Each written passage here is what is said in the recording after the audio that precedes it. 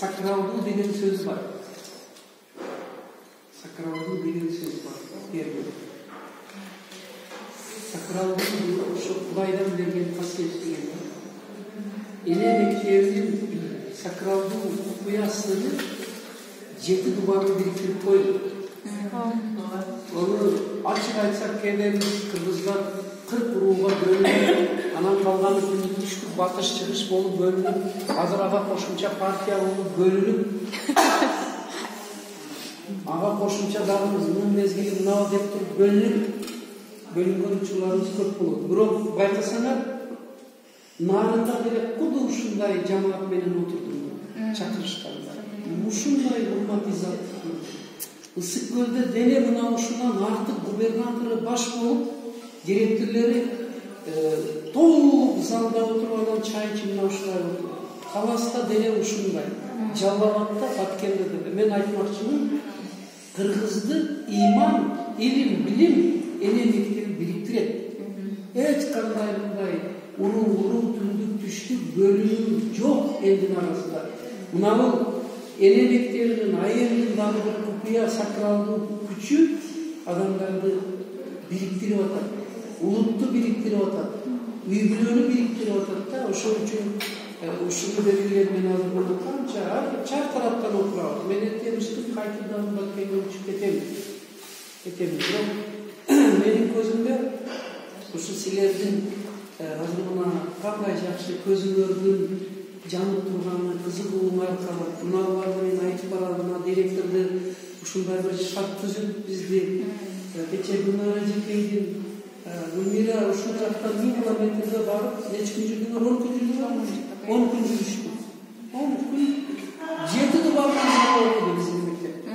7 дубардан жаш күч деген бир эме уюштуруп, мына ушуну мен айтмакмын, биз мындай консолидирующий сила болой, бириктирүүчү, синтездөөчү.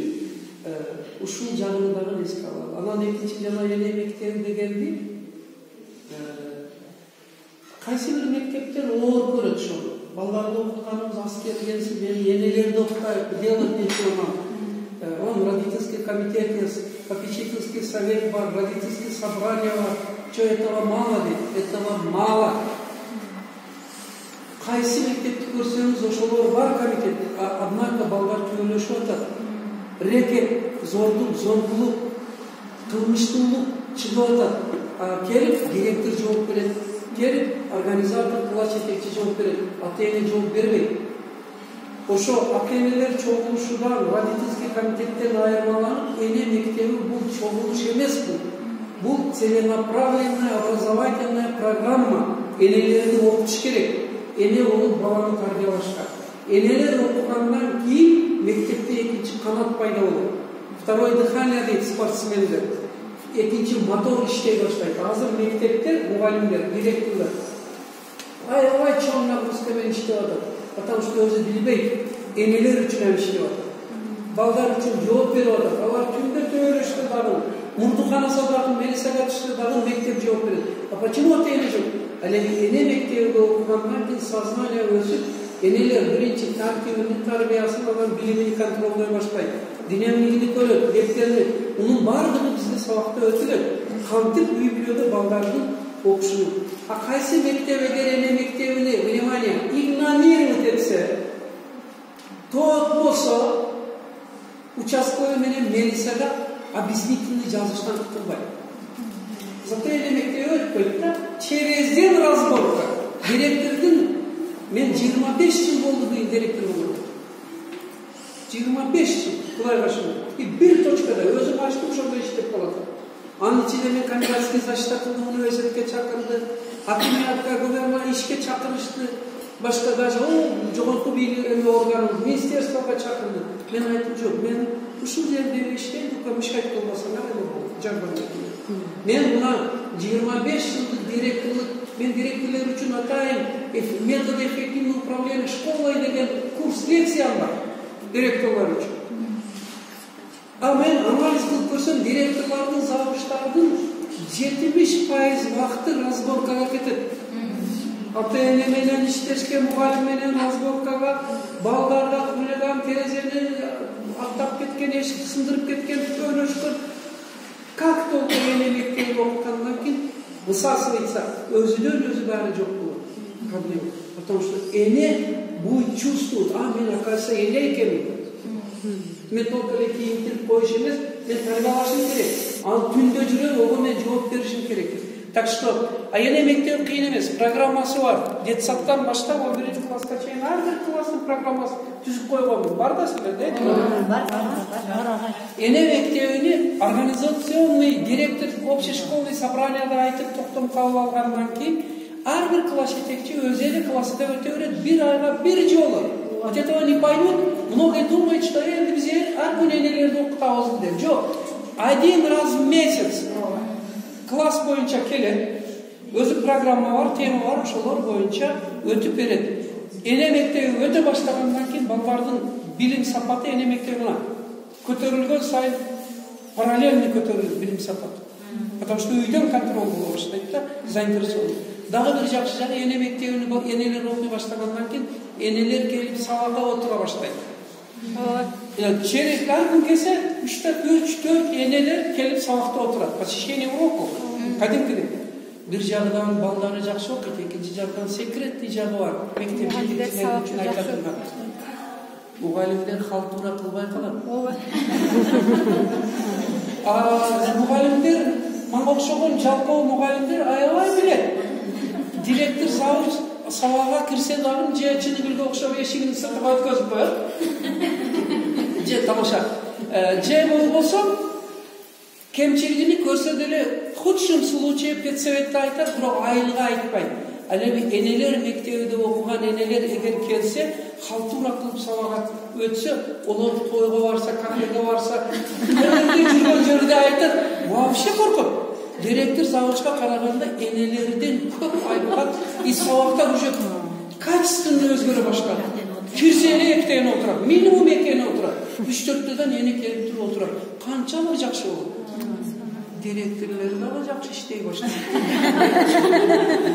Көп директор администрациянын эне мектебинин киргизбешинин себеби сознательность жогору болсо, ишти директорден, класс жетекчиден, предметтиктен талап кылат экен. Ошол үчүн олар специально: апырга, это хорошо, но біз чакырсак, почему ты келбейт? Ваша, наверное, сельская школа, а у нас городская. У нас не приходит, демайт.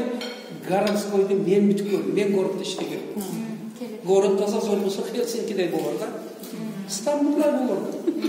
Москвадай болор да. Мен окуп иштеп келдим го. Жок. Вы специально так приглашаете, чтобы они не приходили. Шунун атасынан специально так организуют, чтобы больше никогда не приходили. Потому что они вам мешают. Свет Усайга билип калат, что куда. Африкан директорлерге. Дагы буларды тиктеп эмесизби? Африканын директорлери кемел директорлер. Мана мен айттым, эртең айтпагы, анын ушундай директорлер бар экен деп. Мындай директор и жанагы жалпы мугалимдер толук Африкада бар. Мына ушул жагдан жерде берет. Эми айым жөнүндө эки сөз айтайын. Мугалимдер, урматтуу мугалимдер, сиздер 80% нагрузка менен иштейсиңер. Нагрузка мен деген информация өтө көп. Эгер ол паврошный планда талап кылгандай план жазсаңар, бир сабакка, бир саатка 3 бет жазышыңар керек. Саламатсыңар балдар десе, саламатсыңарбы деп мугалим айтканын жазышыңар керек. Бул вообще мугалимди изнуренный чарчатып таштайт. Аны эмне кылыш керек? Биздин мугалимдер, внимание, жарым бет паврошный план жазат. Очень көп берет. Айемге салат. Айем рациональный иштешке жардам берет. Паврошный планды аз гана жазат, зато мен анын ордуга 3 та нерсени кыл дейм. Биринчи, энциклопедияны оку. Паврошный план жаз. Монографияны оку. Адабият мугалими болсо, оригиналды оку, чыгарманы оку. Окубайт көп адабият мугалимдери билбейт о чыгарманы. Каарман барды гана калдайт да. Мына экинчи бири неме кыл?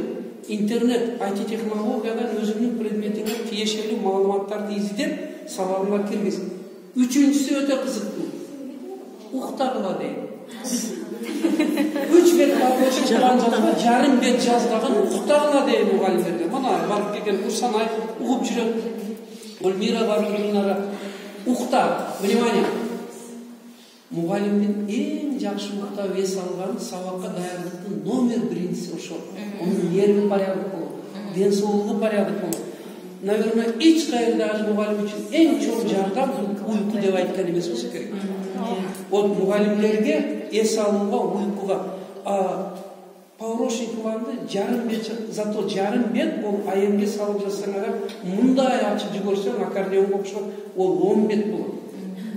Ошонун квинтэссенциясын, концентратын мындай алып бере турган нерсе ошол айем. Айем первый очередь мугалимге жардам. Айемге салып директорлор педсоветти өтсөгө, мына биздин педсовет минимум максимум 30 минутада бүтөт. Нечем много говорить? 30 минутада бүтөт.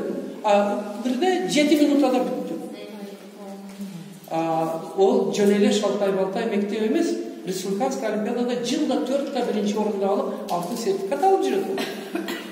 Демек, про заседавшийся Маяковского бар, ким литература мугалими болсо. Вот чогулуштан чогулуш, Кыргызстанда азыр эң көп нерсе бири чогулуш. Чогулуш өтө берет, районго чакыр, ал жакка чакыр, бул жакка чакыр. Вот давайте кыскартыш керек чогулушту, анын ордуна мугалимдер эс алсын, уктасын, работа над собой кылсын, өзүнүн үстүнөн иштесин. Педсоветти дагы ошо завуштардын ишини уюштурушту. Мен өткөндө эжекей барганда завуштарды киргизип 15 мүнөт сүйлөштүм. Завуштар мектептин аппарат управлениясы эгер айемге түшсө, мугалимдерге иштеш өтө жакшы болот, жеңил болуп калат да. Мына ушул нерселерди мен силерге айтып кетмекчимин. Айем окуучулар үчүн эле эмес, айем первый очередь мугалимдер үчүн, директорлор үчүн. Ликуаниунун тажрыйбасын үйрөнсөңөр, японский чуданы, корейский чуданы үйрөнсөңөр, эгер 70-80% олорду ментальный айемге түшкөн болот. Аларда ашыкча сөз жок, ашыкча иш жок, ашыкча жазуу жок. Биз эгер отчет жазсак, 3 бет жазбасак өтпөйт. Узак сүйлөбөсөк малограмотный дейт. Ал жакта кыска. Японияда ар кандай отчет маалымат 1 беттен ашпаш керек экен. 1 беттен ашса прием кылбайт. А биз отчетто көп жазабыз. Мына мен силерге айтам, айем бул мировой процесс бул. Рано или поздно biz оба барышыбыз керек. Бұл культура мышления, культура жизни, культура работы, деятельности. Бұға өтіш керек. Біздің мынау ментальный, біз аябай громоздкий дейт. Қопол, чоң нәрсені зор деп білеміз. Андай емес. Азыр қарасаңар технологиялардың бардығы, завод, фабрикалар илгери біз ойлағандай чоң имараттарда құрылбайды. Азыр мобильный, компактный, тез эле кете турган нерсе. Мына ушуларды мен силерге айтып коеюн деп, урматтуу мугалимдер. Каныңарга рахмат.